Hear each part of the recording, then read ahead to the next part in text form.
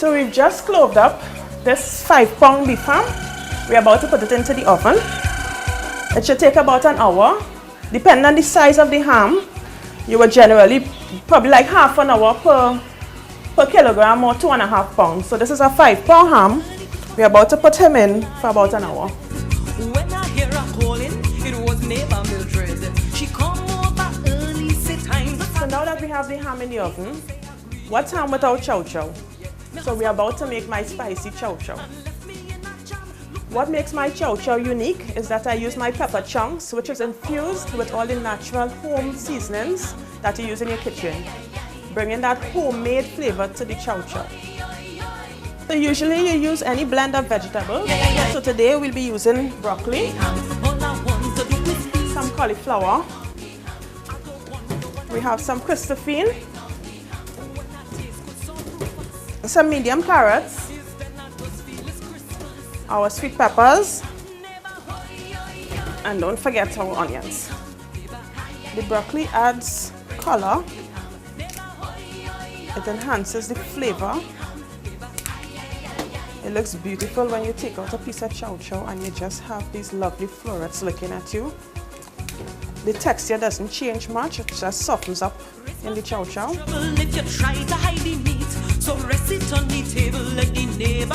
But because they're both water fruits, they absorb as well. That's what you want with the chow chow is that the flavors absorb into the pieces of fruit of vegetables. The carrots add color, the Christophine, the cauliflower, the broccoli pulls the flavors, so you bite into the flavors every time.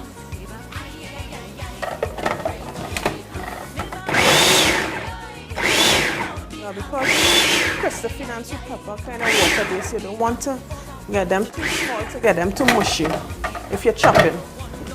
So you want to see the pieces.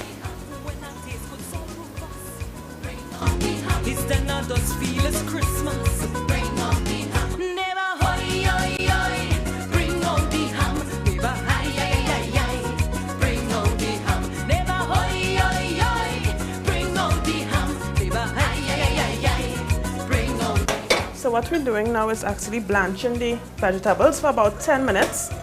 That's just simply putting them in some boiling hot water with some salt to soften them up. When blanching vegetables, you really don't want to leave it for more than 10 minutes because the water temperature drops and it's ineffective basically.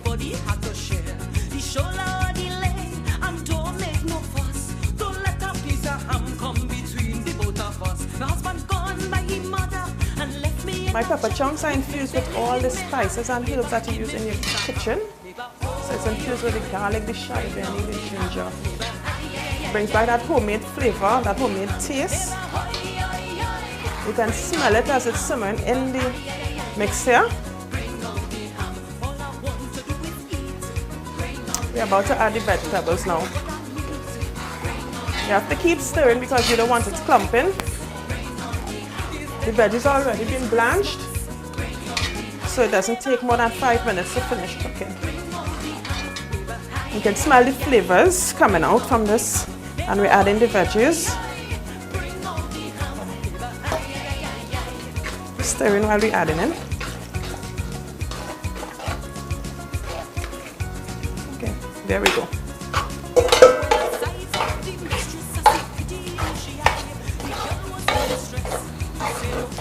So the mixture is enough to cover the veggies. We keep stirring for about 3 more minutes because we want to be able to bite into the chunky pieces of the vegetables and the chow chow. So we don't want them to get too soft because they'll just be bland. So there you have it. All ready to be bottled. We have already sterilized some bottles.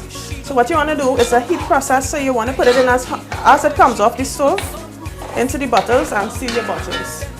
And there you have your chow chow. Tasty, just the right amount of pepper, the right amount of salt. It's good to go. So you're about to bottle now. So as long as you sterilize your bottles, you could probably use any bottles you have at home, because you want to keep it nice and fresh.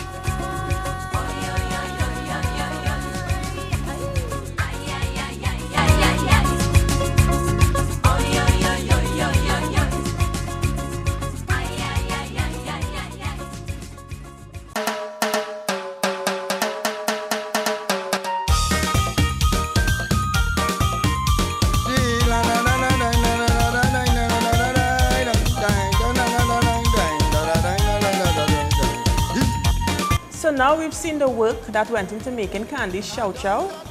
It's time to eat. Let's dig in.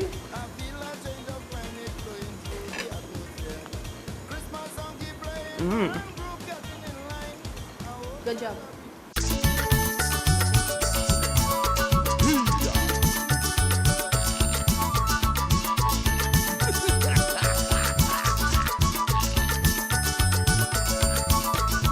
So we're here at Bakery Treats on Rodney Road in Chaguanas.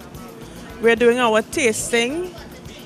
Our product is available here at Bakery Treats thanks to Miss Michelle Sohan, the director or managing director of Bakery Treats.